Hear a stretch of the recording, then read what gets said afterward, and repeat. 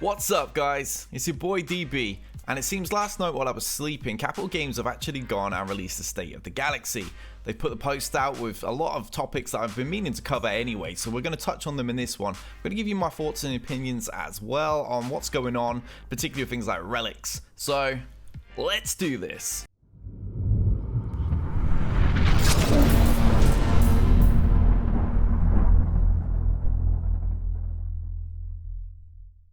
Okay, let's cut the initial part out. We don't care about that. Let's get to the juicy parts. Grand Arena Championship. After what can only be described as a significant number of bumps and bruises, well, it's safe to say the first season of the Grand Arena Championship is officially underway. We had a scare with points associated with buys, and now everything seems to be stable and working as intended. I'm not entirely sure about that, but let's hope so. Let's hope so. I mean, there's a guy right now in Division 2 that's like leading the pack. Possibly the worst Division 2 roster I've ever seen. So that's got to be something to do with buys. In creation, there's been a multi-release process. Blah, blah, blah, blah. Yeah. Where's the actual info? Been a ton of fun. Thank you for helping us to this point. We're going to start looking into small changes to the mode, better messaging, so people control each other more, obviously. Updating scoring and point gains, and expanding on feats. I'd like to see that myself. Some more feats are actually interesting other than just undersize a billion battles, which is quite difficult when everyone's got the same meta teams. And a longer term view of future things like new modes, better seasonal wrapping, and expanded into guild matches. Oh, that'd be awesome. I would absolutely love to be able to face all my guildies. We look at GAC as a platform for us to continue to expand what the end game looks like, and we're excited to continue going on journey with you. Okay, wow. Clearly the best thing there for me was the inter-guild matches. That I'm very, very excited about. I would love to have just a pure AOK Grand Arena Championship just for bragging rights, and you know they're all going to be like fun games, and you're not going to have to deal with anyone cheating when it's your own guild and you're able to monitor who's there and who's not. The better messaging, I mean, I don't see anything wrong with that. I mean, messaging as it is right now is fine, other than the fact that we have to break combos into like 400 different lines because there's obviously a count of how many letters we can use. But in general, I've not had any issues with that. People have reached out to me several times after finding out I was a streamer, or that they already knew me and watched me. Updating scoring and point gains. I guess they're going to add a few differences to it. Some other ways to earn banners or potentially lose banners. That'd be interesting to see. Definitely would like to see more feats get added, because as I said, they're all pretty much the same. It's what? Debuff so many people, win a couple of undersized ones and win them first time. That's pretty much. And then what? There's a few that like win Squad Arena and win Fleet Arena, which kind of have nothing to do with it, and half the time they haven't worked anyway because you've been able to do them in PvE. As for new modes, I assume they mean like the 3v3 that we used to have, and what, ships coming back, I suppose. I imagine ships coming back will actually trigger a few people, especially now that the top players are starting to unlock the negotiator, and that's probably going to cause problems. But in general, that's a fair post. It definitely had its bumps and bruises, that's for sure. I think pretty much every fix has broken something else. So yeah, but it looks like we're getting to the meaty stuff now with cheating. It's been a major topic of conversation since the beginning. It certainly has. Posted a few times how seriously we take cheating in PvP. Never ending challenge. Previously communicated. New detection tools. I'm trying to see if there's anything actually significant being said here by skimming it rather than trying to read out and tripping over my own tongue. More third-party tools have been looked into. And I want to mention they're talking about a battle report summary to communicate which characters we use. I think this is definitely needed. You're bound to get some salty people that don't want their teams being revealed, but nothing really stays a secret in Galaxy Heroes long. I'm a theory crafter, and there's times I'm sat working on a video and then someone else releases it, and I'm like, wow, you know what I mean? Like, it's so easy to stumble across the same thing when you're just sat there with a large roster. As long as you have a decent understanding of kit mechanics.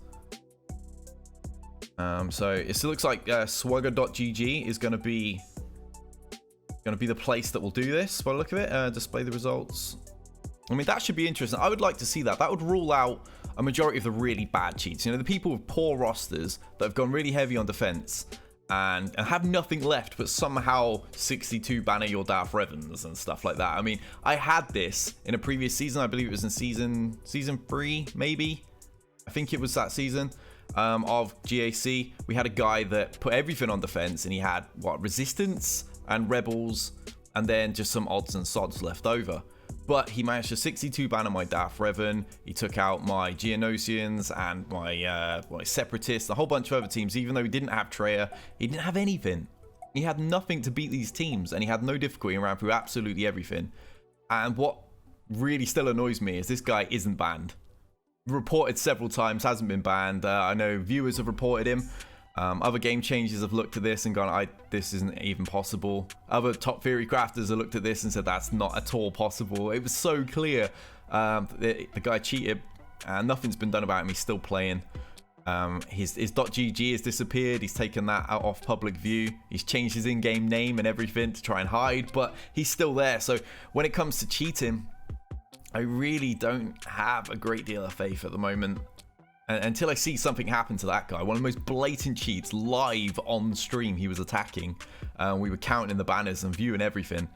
And nothing was done about it. So I don't put a lot of stock in that at the moment. I think I'll wait until I see stuff actually getting done. That's what I want to see. I want to see cheating cracked down on, because in a PvP game, there's no room for it, and you can't allow it to go on long without it just becoming such a big problem that the mode gets ruined. We saw this with tournaments, and it's the same thing happening again. It's the same exploit, the APK thing, that happened, that exploited the tournaments, that's still happening now. And that tournament was like 2016, the end of 2016 or something when I started playing. So it's quite crazy that it's still got the same problem. Next, Relics, or Gear 14 as a lot of people are calling it. You started to see our introductory posts about Relics over a couple of weeks. They're going to continue doing some very targeted forum posts about different aspects. And jibber jabber like that. Relics. Where do we start with this? This is essentially just Gear 14 in my opinion. I know from the screenshots that we've seen, it doesn't affect speed, but it does boost the other stats.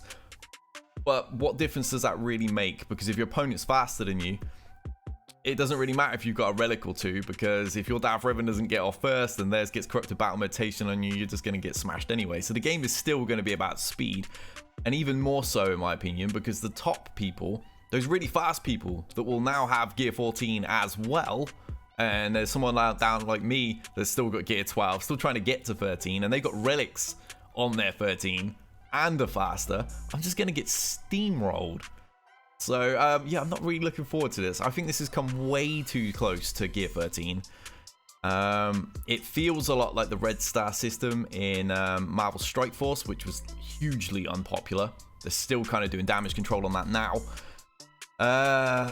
And to top it off, I mean, it was supposed to be done using stuff that we already had lying around, you know, and that's not really happened either, because they've just announced we need to farm, what's it, signal parts or something along them lines on Cantina nodes. So we've actually got to stop any Cantina farms you're actually doing and farm the ones that have these pieces on to be able to upgrade these relics to keep up with everybody that's already ahead of us. I think for a large amount of the player base, this is quite daunting. It's daunting for me. I'm a free-to-play player. You guys know this.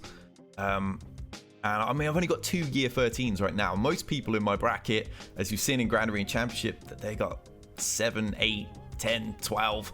And I'm already behind. So the fact that they're going to have relics as well, terrifying. So yeah, I really don't feel too positively about it yet. I mean, I'll still wait and see. I'm not going to pan it entirely. But as it currently stands, I'm not particularly looking forward to this. Not the fact that I've also got to go and farm other pieces for this now. And I'm still not convinced that we won't eventually see stun guns or chirotechs or something used in the higher areas anyway, just to increase those crunches. Because chirotechs did nothing to help the stun gun crunch. We've now just got to pause farming stun guns to farm chirotechs, and then pause chirotechs to go back to farming stun guns. That's pretty much all I do with my energy these days.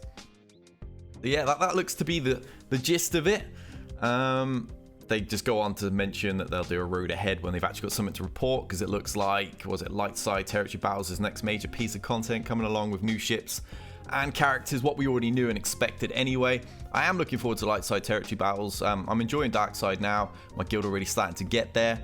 And it'll be interesting to see what comes with that. We definitely need some more ships. Definitely need some more ships. I assume the Malevolence is going to become farmable once the light side one comes out, and we'll end up with a new meta with that, and the Negotiator competing for that spot.